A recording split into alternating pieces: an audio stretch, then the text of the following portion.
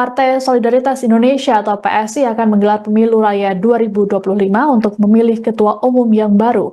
Terkait ketua umum, PSI memastikan seluruh kader partai bisa maju asalkan memenuhi sejumlah persyaratan. Sejumlah syarat tersebut yakni dukungan minimal dari 5 Dewan Pimpinan Wilayah atau DPW dan 20 Dewan Pimpinan Daerah atau DPD. Tiap DPW dan DPD hanya diperbolehkan untuk memberikan satu rekomendasi calon ketua umum baru. Selain kader, pendaftaran juga terbuka untuk individu yang memiliki visi dan misi sejalan dengan partai. Terkait hal tersebut, nama Presiden ke-7 RI, Joko Widodo pun mencuat. Menjawab peluang Jokowi maju sebagai Caketum PSI, Wakil Ketua Umum PSI, Andi Budiman, dalam keterangan pada Selasa 13 Mei menegaskan bahwa pendaftaran terbuka bagi siapapun. PSI juga membuka peluang bagi Kaisang Pangarep yang saat ini masih menjabat sebagai Ketua Umum Partai. Dikatakan olehnya, semakin banyak yang ikut maka kompetisi akan makin seru. Andi juga menyinggung sosok Jokowi terkait dengan pemilihan Ketua Umum baru ini. Adapun ini jadi kali pertama bagi PSI menggelar pemilu raya dengan sistem e-voting.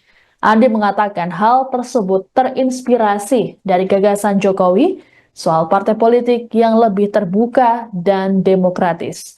Menurut Andi, dorongan Jokowi agar partai jadi super terbuka dan ketum bisa dipilih langsung oleh kader jadi dasar bagi PSI melakukan kajian internal terhadap praktik serupa di negara lain.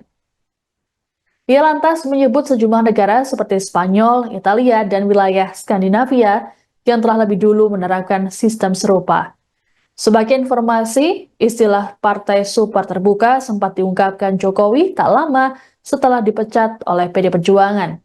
Kala itu, Jokowi ditanya soal rencana untuk membentuk partai politik seusai tak lagi jadi presiden dan kader partai.